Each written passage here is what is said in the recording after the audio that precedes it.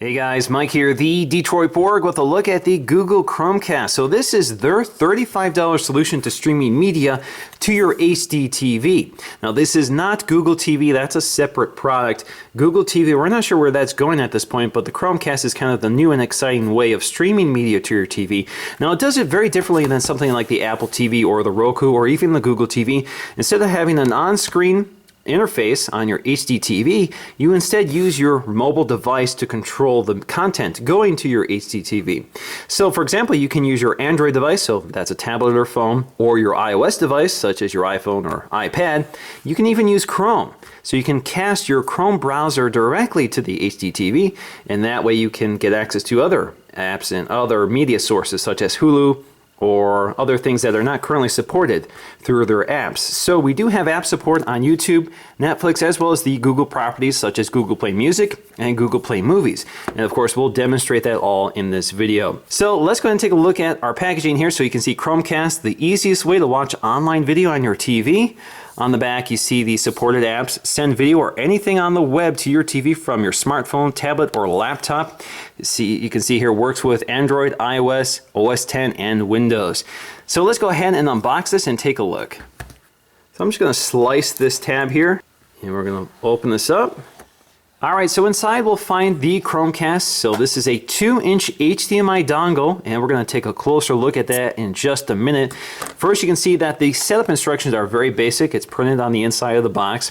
So plug it in. You do need to plug it into an HDMI port, and you need to power it using a USB connector, which is included in here. And you can also use the provided power supply. So if your TV has a USB port, you could just plug it in there and power it. But if it doesn't, you can use the supplied power adapter. We also have to switch the input on the TV, and you'll need to set it up at google.com/Chromecast/setup. And we're going to go through that process. So let's bring up here and take a look to see what we have. So we have our HDMI cable for connecting it. So you can see it's got a nice wrap there to keep it tidy. You have some instructions here, product information. Now they also give us an HDMI extender, so if the Chromecast won't fit in the port on your TV, you can use this to get out of the way. So for example, if you have rear firing ports and the Chromecast sticks out too far and hits your wall, so for example you have a wall mounted TV, you can use this solution to kind of bend it around the corner. You also have your power adapter here, which makes use of that USB cable. Now the great thing about the Chromecast is basically you don't have another black box on your TV set. It basically disappears in the back of it. So let's go ahead and peel the plastic off. You can see it's got that glossy finish along the sides. Now on the back side we'll find a USB port as well as this little button here. So that button here basically resets the Chromecast. You also see a little LED indicator. On the bottom you'll see some of the information such as designed by Google. We also find a little Easter egg here. So you can see the model number is HGG2-42. Basically that's a reference to the Hitchhiker's Guide to the Galaxy. Now if we look closely at the power adapter, if you look at the model number, you'll also see another Easter egg. So model MST3K-US, which of course is a reference to Mystery Science Theater 3000. Alright, so for our next step, we need to connect this to an HDMI TV. So I have my small kitchen TV, which will be better for demonstration purposes. So on the back of that TV, you can see all my connectors. I have my HDMI ports and my USB port, which I can use for powering the Chromecast. So all I need to do is connect up my micro USB cable, connect that to the USB port on the back of the TV. You can see it's now powered. You get a little LED indicator indicating that something is going on. And now we can connect this to an HDMI port on the TV, and we can go ahead and set it up. Now with the Chromecast booted up and ready to go, you can see we have some instructions on how to set this up. So assuming you're on the same Wi-Fi network as the Chromecast, you can go to google.com/Chromecast/setup to do this. Or you can go to your Android phone and use the free app. So right now it sees my Chromecast on the network, Chromecast 7467 found, and I can go to setup. So it's connecting to that Chromecast. Alright, now it's asking me if I see the setup code Z8Q4. I do see it. So now I have the option to name it. So I'm just going to say Mike's Chromecast. Alright, so we're going to select set. It's going to connect to my wireless network, so I'm just going to enter in my password. Alright, so I can see I'm all set. Mike's Chromecast, the current time as well as the network I'm connected to, and I'm ready to start using it. So let's go ahead and start demonstrating some of its features. Now we can go ahead and start broadcasting our content to our HDTV. So right now I'm in the Netflix app, and if you look here, you'll see that I have this Chromecast icon up here. So I have the option to play to this device or play to Mike's Chromecast. So if I select Mike's Chromecast, this now becomes the remote control for the television. So Netflix is now running on the HDTV, and this is my remote control. So I can pause it, play it, I can also scrub it. And I can adjust the volume. So I can adjust the volume right from the app without actually using my IR remote to control the TV. So this is kind of an all-in-one solution, even controls basic functions like volume. Now, of course, when you're watching your show on the HDTV, your device is going to go to sleep. So to quickly regain access to your remote control functions, all you have to do is unlock it, and you can see right on the lock screen are your controls. So I can pause it, play it, I can even recycle 10 seconds, so it'll go back 10 seconds to replay, and I can stop it, which will disconnect it from the TV. So if I go to stop, there you go. Now you can also quickly access your remote control from the drop-down menu, so you can pause it, play it, stop it, replay 10 seconds, that sort of thing. You can also jump to the app. Now the great thing here is that this device is no longer streaming the media. The Chromecast is. So the Chromecast assumes the responsibility of streaming the media. So that means you're not draining the battery on your device, and you can continue doing other things in the background while your Chromecast is streaming the media. And of course, you can quickly jump here to get back to your media. Now this also works with the Netflix app on iOS. So for example, I have play, pause, I can scrub it, I can change the volume, everything like that. And you can see that the Chromecast control is down here in the lower right corner, so I can play it on my Chromecast device or select iPhone, it bounces it back to my iPhone. Now we still have access to AirPlay, so if we swipe up, we'll see our AirPlay controls, which are system-wide. Of course, Chromecast is only app-specific. Now this also works with the YouTube app on iOS as well as Android. So for example, I can go to one of my videos. If I click play, you can see it plays on the TV, takes over, and this becomes the remote control.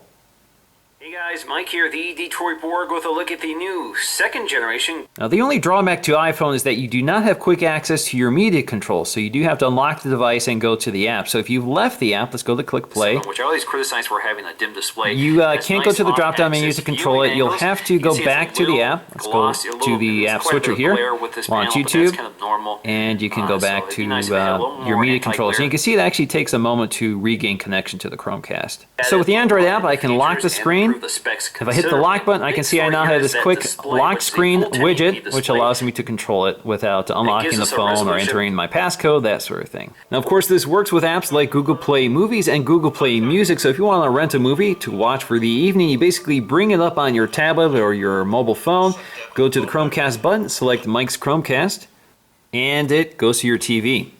Now the Chromecast supports 1080p HD video as well as 5.1 surround sound, so you could connect this to your AV equipment to get the full theater experience. Now it's the same story with the Google Play Music app, so I can play my media, it'll go to my TV complete with album art and track information. I can lock the device and continue listening or do other things, and I can pause it right from the lock screen. Now, as I mentioned before, you can mirror the content of your Chrome browser to your television. All you have to do is install the free Google Cast extension. Once that extension is installed, you'll see this little icon up here, the Google Cast icon, and you can select your Chromecast. Of course, they do have to be sharing the network. You have to be on the same network in order for the devices to see each other. So, for example, this is great for apps that currently do not support Chromecast, like Hulu. So I can go right to the Hulu website, play my media, select Chromecast, Mike's Chromecast, and it now goes right to my television. And on my laptop, I can control it, so I can pause it, play it, that sort of thing. And again, it's full resolution. So I can go to full screen mode as well, so it fills up my screen. And it sounds pretty good. So it's also in sync. The audio is in sync along with the video, so there is no syncing problems. I haven't had that issue at all with this. Birdhouse at school today. Now if we go up to the Chromecast Control, you can see we can select Stop Casting or Cast this tab. We can also tap on this to get right to the options for the Chromecast extension. Now we have some basic controls here for the cast extension. So for example, we can select auto resizing, so it will automatically resize the tab to fit the screen that you're broadcasting to. We also have tab projection quality, so we can do the default 720p high quality, or we can do 720p extreme, which is a higher bit rate, so you get better quality. You also have standard 480p, so you do not at this time have 1080p, although this particular function is in beta status right now, so this will change in time. We also have full screen zoom, so if enabled, it prevents black bars on the widescreen video. Disabled, it shows the projected content exactly as it appears on the screen. Now this works the same with Chrome on OS X or Windows. Basically, you just open up Chrome browser, install the extension, and you can cast to your Chromecast. So I see my Chromecast, goes to my television. Now as you can see, it strips away all of the menu bars and that sort of thing, so it's just the content that appears on your TV. So it's pretty slick here. We can also go to watch a video. Let's see if it plays.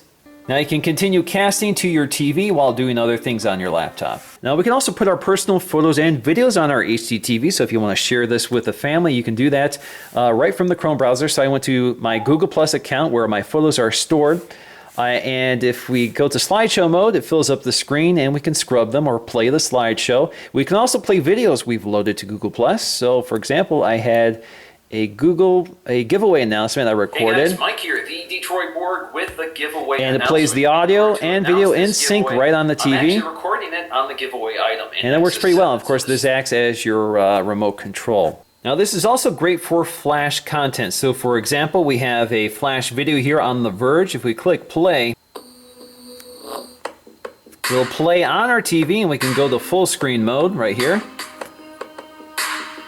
And the audio and video are all pushed right to the HDTV, and your laptop then becomes the remote. And today in New York City, we're getting our first look at the first device they built together. So in conclusion, I think Chromecast has a lot going for it, the price tag being one of them and its open nature being the other one. Basically meaning that you do not have to form partnerships with these companies in order to get your content to your HDTV. So for example, Apple TV and Roku need to put apps onto their platforms, which requires a partnership. So it makes it a lot simpler. There's a smaller barrier to getting your content to your HDTV. So I think that is exciting. But for me, the biggest issue is the fact that this does not integrate well with a home theater. Now you can connect this to an AV receiver, but controlling it now requires two devices. So you have your IR remote for controlling your AV receiver, your TV, and everything like that. And then you have your tablet or phone controlling the media. So that means you're juggling two devices to control your media. So that's going to do for me, guys, in this video. I hope you enjoyed it, and I'll see you again in the next one.